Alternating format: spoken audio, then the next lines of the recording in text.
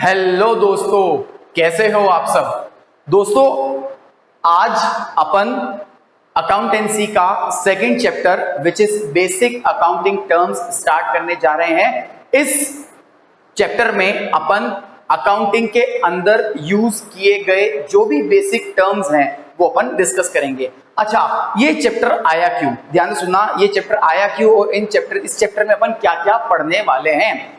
जैसे कि class 11th के अंदर जो कॉमर्स स्ट्रीम होती है उसके अंदर जो अकाउंटेंसी सब्जेक्ट होता है वो सबके लिए नया है, तो इस सब्जेक्ट के अंदर ध्यान से सुनना, अकाउंटेंसी के अंदर कुछ बेसिक टर्म्स हैं जो आपको पता होने बहुत जरूरी है। कोई भी नई चीज अपन पढ़ते हैं तो अपन को उसके पहले बेसिक्स पता होना बहुत जरूरी है। तो उसी तरीके से अकाउंटिंग समझने के लिए आपको पहले उसके कुछ बेसिक टर्म्स समझने पड़ेंगे।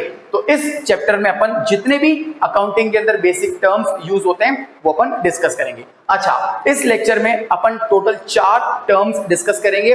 पहला है बिजनेस ट्रांजैक्शन, सेकंड में बताऊंगा तुमको कैपिटल, थर्ड में बताऊंगा तुमको अकाउंट और चौथा में तुमको बताऊंगा ड्राइंग्स। तो आज के लेक्चर में अपन 4 टर्म्स डिस्कस करने वाले हैं। चलो स्टार्ट करते हैं सबसे पहले टर्म से विच इज बिजनेस ट्रांजैक्शन। अब सर ये बिजनेस ट्रांजैक्शन क्या होता है, सुनना, अगर मैं बात करूं बिजनेस की तो बिजनेस का मतलब क्या होता है, व्यापार। बिजनेस का मतलब क्या होता है, व्यापार। अगर मैं बात करूं ट्रांजैक्शन की तो ट्रांजैक्शन का मतलब क्या होता है, लेन देन। ट्रांजैक्शन का मतलब क्या होता है, लेन देन। चलो देखना, it refers to financial transaction. ध्यान से सुनना, it refers to financial transaction. अब सर फाइनेंशियल ट्रांजैक्शन का मतलब होता है वो transaction which can be measured in terms of money. तो बिजनेस ट्रांजैक्शन का मतलब होता है those financial transactions which are entered between two parties। मतलब अगर मैं बात करूं बिजनेस ट्रांजैक्शन की तो बिजनेस ट्रांजैक्शन का मतलब होता है वो ट्रांजैक्शन, कौन से, वो financial transactions which are entered between two parties। मतलब ये तो पता पड़ गया कि बिजनेस ट्रांजैक्शन होने के लिए कम से कम 2 पार्टीज का होना जरूरी है।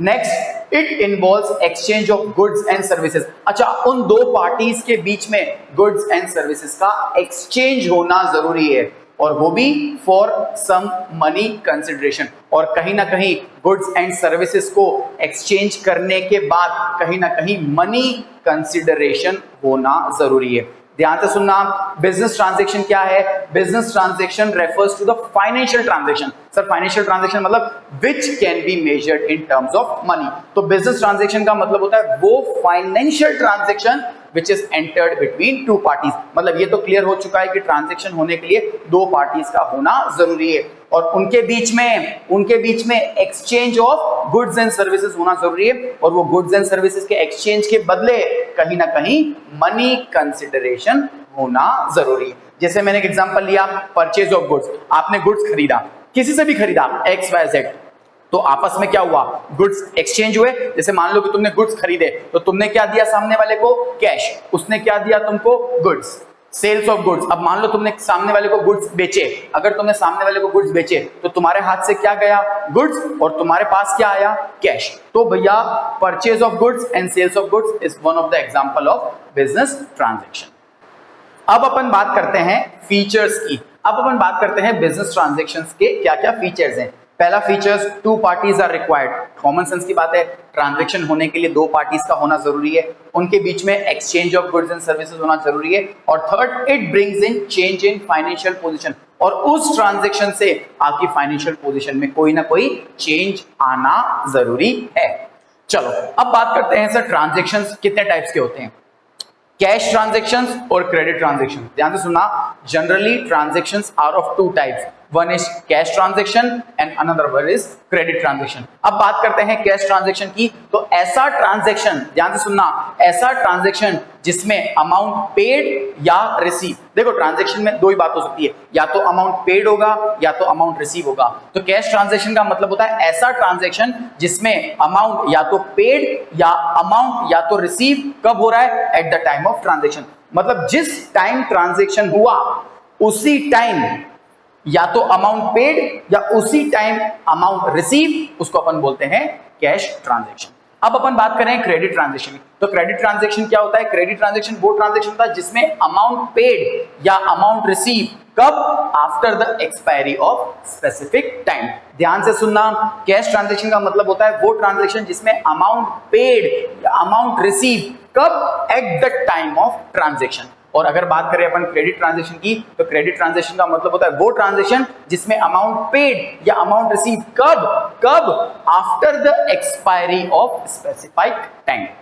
ओके, अब अपन बात करते हैं कि ट्रांजैक्शंस को और फर्दर क्लासिफाई किया गया है एक्सटर्नल ट्रांजैक्शन और इंटरनल ट्रांजैक्शन को। सुना, ट्रांजैक्शंस को फर्दर क्लासिफाई किया गया है एक्सटर्नल और इंटरनल। अब एक्सटर्नल की अगर अपन बात करें तो external transactions are those transactions which are entered between firm and other party. ध्यान से सुनना, बहुत सिंपल सी बात है। एक्सटर्नल मतलब बाहर, एक्सटर्नल मतलब बाहर। तो एक्सटर्नल ट्रांजैक्शन का मतलब होता है वो transactions which are entered between firm and other party, which are entered between firm and other party। अब अगर अपन एक्सटर्नल ट्रांजैक्शन का एग्जांपल लें तो परचेज गुड्स फ्रॉम मोहन। अब मान लो कि आपने मोहन से गुड्स खरीदा, तो अब मोहन, सुना, मोहन इंटरनल है या एक्सटर्नल है? It is external party, it is external party. तो आपने मोहन से गुड्स खरीदा तो it is the external transaction. अब अगर अपन बात करें कि सोल्ड गुड्स टू अजय, आपने अजय को गुड्स बेचा, तो अजय इंटरनल है या external? It is external party, तो वो क्या हो गया? External transaction. अब अपन बात करें इंटरनल ट्रांजैक्शन की, ध्यान से सुनना। अब अगर अपन बात करें इंटरनल ट्रांजैक्शन की, तो इंटरनल ट्रांजैक्शन का मतलब होता है वो transaction which does not involve other party। ध्यान से सुनना, इंटरनल ट्रांजैक्शन का मतलब होता है वो ट्रांजैक्शन जिसमें किसी अदर पार्टी का इन्वॉल्वमेंट नहीं होता है। मतलब फर्म खुद से ही अगर कोई ट्रांजैक्शन करती है, ध्यान से सुनना, अगर फर्म या अगर कोई ऑर्गेनाइजेशन खुद से ही कोई ट्रांजैक्शन करती है तो उसको अपन बोलते हैं इंटरनल ट्रांजैक्शन। जैसे मैंने एक एग्जांपल लिया, charging, depreciation etcetera.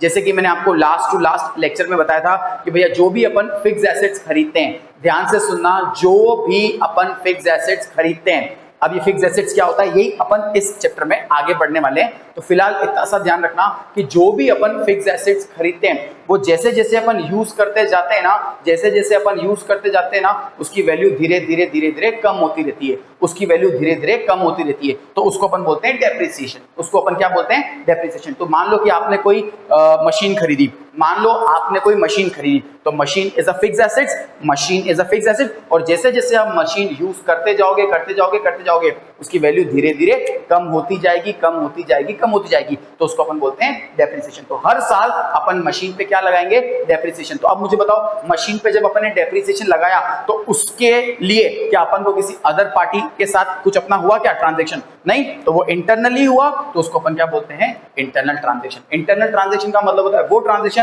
which does not involve any other party।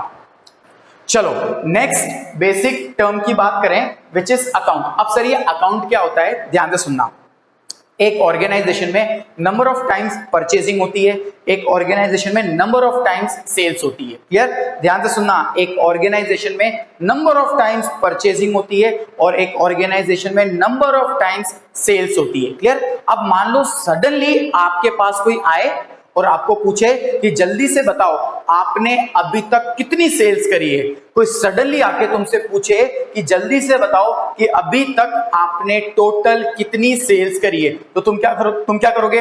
Total करने लग जाओगे कि इस तारीख को कितनी सेल्स करी, इस तारीख को कितनी सेल्स करी, इस तारीख को कितनी सेल्स करी, इस तारीख को कितनी सेल्स करी। तुम क्या करने लग जाओगे? टोटल करने लग जाओगे। सामने वाला क्या बोलेगा? जल्दी बताओ अभी तक आपने कितनी सेल्स करी, जल्दी बताओ अभी तक आपने कितनी सेल्स करी। तुम तो क्या टोटल करने लग जाओगे, तुम क्या करने लग जाओगे? टोटल करने लग जाओगे। तो ऑर्गेनाइजेशन ने सोचा क्यों ना अपन एक सेल्स का अकाउंट बना लेते हैं, क्यों ना अपन एक सेल्स का अकाउंट बना लेते हैं और पूरे साल भर जितनी भी सेल करी, पूरे साल भर जितनी भी सेल्स करी उसको अपन कहां लिख देंगे? Sales account. उससे फायदा क्या होगा पता है? उससे फायदा क्या होगा? कोई अचानक से आपको पूछे कि भैया आपने टोटल कितनी सेल्स करी या आपने टोटल कितनी परचेस करी, तो आप सेल्स अकाउंट के थ्रू आप ये बता सकते हो कि भैया अभी तक हमने इतनी सेल्स करी, और अगर कोई पूछे कि आपने कितनी अभी तक टोटल परचेजिंग करी है, तो आप परचेज अकाउंट के थ्रू ये बता सकते हो कि अभी तक हमने टोटल कितनी परचेज करी। तो अब क्या किया अपन ने, अब क्या किया सुनना, अब अपन ने क्या कर दिया, परचेज का अलग से अकाउंट बना लिया, परचेज का अलग से अकाउंट बना लिया, सेल्स का अलग से अकाउंट बना लिया। तो पूरे साल भर जितनी भी परचेज करी वो कहां लिखा अपन ने, परचेज अकाउंट में। पूरे साल भर जितनी भी सेल्स करी उसको कहां लिखा अपन ने, सेल्स अकाउंट में। तो अकाउंट क्या है सुनना, अकाउंट क्या है, it is a summarised record. क्या है, it is a summarised record. जैसे मैंने तुमको अभी जस्ट बताया, पूरे साल भर की सेल्स अपन ने कहां लिख दी, सेल्स अकाउंट। पूरे साल भर की परचेज अपन ने कहां लिख दी, परचेज अकाउंट। तो अकाउंट के अंदर अपन ने क्या कर दिया, समराइज। अकाउंट के अंदर अपन ने क्या कर दिया, समराइज। तो it is a summarised record of transactions relating to a particular head at one place. तो अकाउंट कुछ नहीं है, अकाउंट एक प्रकार का summarised record of transactions relating to a particular head at one place. तो पूरे साल भर की सेल्स, सेल्स अकाउंट में, पूरे साल भर की परचेज, परचेज अकाउंट में, पूरे साल भर की इलेक्ट्रिसिटी, इलेक्ट्रिसिटी अकाउंट में, पूरे साल भर का रेंट, रेंट अकाउंट में। Is it clear? तो अकाउंट क्या है, एक summarised record of transaction relating to a particular head. जैसे अगर अपन ने मान लो परचेज अकाउंट बनाया तो उसमें परचेज के अलावा कुछ नहीं लिखेंगे। अपन ने मान लो सेल्स अकाउंट बनाया तो उसमें सेल्स के अलावा और अपन कुछ नहीं लिखेंगे, एट वन प्लेस। अब जैसे मैंने मान लो एग्जांपल लिया, ऑल परचेज ऑफ गुड्स। ध्यान से सुनना, पूरे साल भर अपन ने जितनी भी परचेजिंग करी है उसके लिए अपन ने एक अलग से हेड बना लिया। ध्यान से सुनना, उसके लिए एक अलग से हेड बना लिया और उसका नाम लिख दिया परचेज अकाउंट, उसका नाम लिख दिया परचेज अकाउंट। तो पूरे साल भर अपन ने जितनी भी परचेज करी उसको अपन कहां लिखेंगे, परचेज अकाउंट। अब इसका फॉर्मेट क्या है, ध्यान से सुनना, इस अकाउंट का फॉर्मेट क्या होता है। जैसे मान लो अपन ने परचेज अकाउंट बनाया, मान लो अपन ने परचेज अकाउंट बनाया, ये वाली साइड क्या होती है, डेबिट साइड, ये वाली साइड क्या होती है, क्रेडिट साइड। मतलब इसको अपन क्या बोलते हैं, लेफ्ट हैंड साइड, और इसको क्या बोलते हैं, राइट हैंड साइड। अभी फिलहाल अपन को सिर्फ फॉर्मेट देखना है, अभी फिलहाल सिर्फ अपन को फॉर्मेट ध्यान से देखना है। यहाँ पे डेट, पर्टिकुलर, जेएफ, जेएफ का फुल फॉर्म होता है जर्नल फोलियो, जेएफ का फुल फॉर्म होता है जर्नल फोलियो। ये अपन आगे डिस्कस करेंगे, clear? So date, particular, JF amount, date, particular, JF amount. ये वाली साइड होती है डेबिट और ये वाली साइड होती है क्रेडिट। इस साइड को बोलते हैं लेफ्ट हैंड साइड और इसको बोलते हैं राइट हैंड साइड। चलो नेक्स्ट टर्म अपन देखते हैं विच इज कैपिटल। अब सर ये कैपिटल क्या होता है, बहुत सिंपल है, बिल्कुल ध्यान से सुनना, बहुत सिंपल है। कैपिटल क्या होता है, it is the amount, capital is the amount invested by proprietor, proprietor मतलब owner, capital is the amount invested by proprietor मतलब ओनर इन द बिजनेस। मतलब एक ओनर अपने बिजनेस में जो भी अमाउंट इन्वेस्ट करता है, सुनना फिर से, एक ओनर अपने बिजनेस में जो भी अमाउंट इन्वेस्ट करता है उसको अपन क्या बोलते हैं, कैपिटल, उसको क्या बोलते हैं, कैपिटल। अब पता है क्वेश्चन ये अराइज होता है कि सर जरूरी है क्या कि कैपिटल, जरूरी है क्या कि capital in the form of cash ही होनी चाहिए?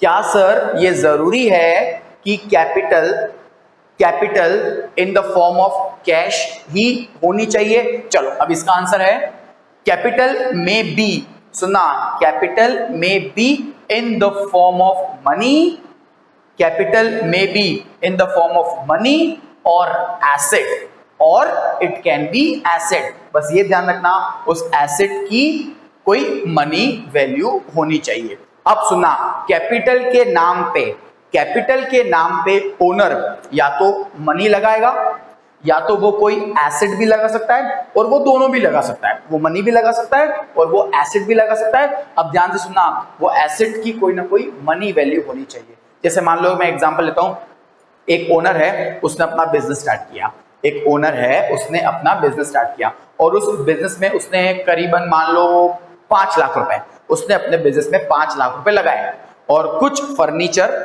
उसके घर पे पड़ा हुआ था, कुछ फर्नीचर उसके घर पे पड़ा हुआ था, वो फर्नीचर ले जाके उसने बिजनेस में लगा दिया। वो फर्नीचर उसने घर से उठा के बिजनेस के अंदर लगा दिया, और मान लो उस फर्नीचर की वैल्यू है 20,000, मान लो उस फर्नीचर की वैल्यू है 20,000। अब क्वेश्चन ये आता है कि भैया उस ओनर ने बिजनेस में कितनी कैपिटल लगाई? द ऑप्शन इज 5 लाख और 5,20,000। The answer is 5,20,000। क्यों सर? 5 लाख रुपए तो उसने क्या लगाया? कैश, 5 लाख रुपए उसने क्या लगाया, कैश, और वो जो फर्नीचर उसने अपने घर से उठा के बिजनेस में डाला, जो फर्नीचर उसने अपने घर से उठा के बिजनेस में डाला, उसकी मनी वैल्यू कितनी थी, 20,000। तो 5 लाख रुपए का कैश और 20,000 रुपीज के फर्नीचर, तो टोटल उसने कितना कैपिटल इन्वेस्ट किया, 5,20,000। Clear? So capital may be in the form of money और एसेट, बस ध्यान रखना उस एसेट की कोई ना कोई मनी वैल्यू होनी चाहिए। ओके, अब आगे बढ़ते हैं, ध्यान से सुनना।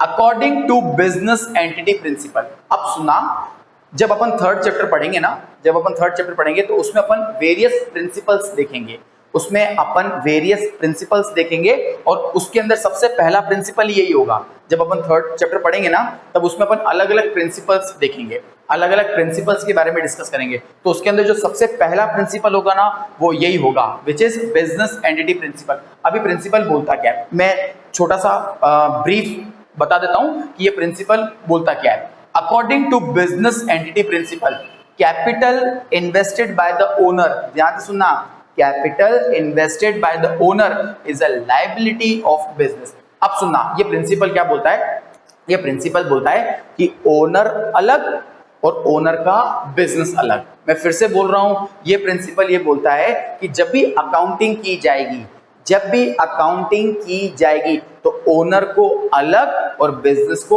अलग ट्रीट किया जाएगा। क्लियर? ये प्रिंसिपल क्या बोल रहा है। अच्छा, जब थर्ड चैप्टर आएगा ना तब इस प्रिंसिपल को अपन और डीप में डिस्कस करेंगे। फिलहाल अपन छोटी सी चीजें, अपन कैपिटल डिस्कस कर रहे हैं तो इसके बारे में छोटा सा मैं ब्रीफ में बता देता हूं कि भैया ये प्रिंसिपल बोलता है कि ओनर अलग, बिजनेस अलग, ओनर को अलग ट्रीट किया जाएगा और बिजनेस को अलग ट्रीट किया जाएगा।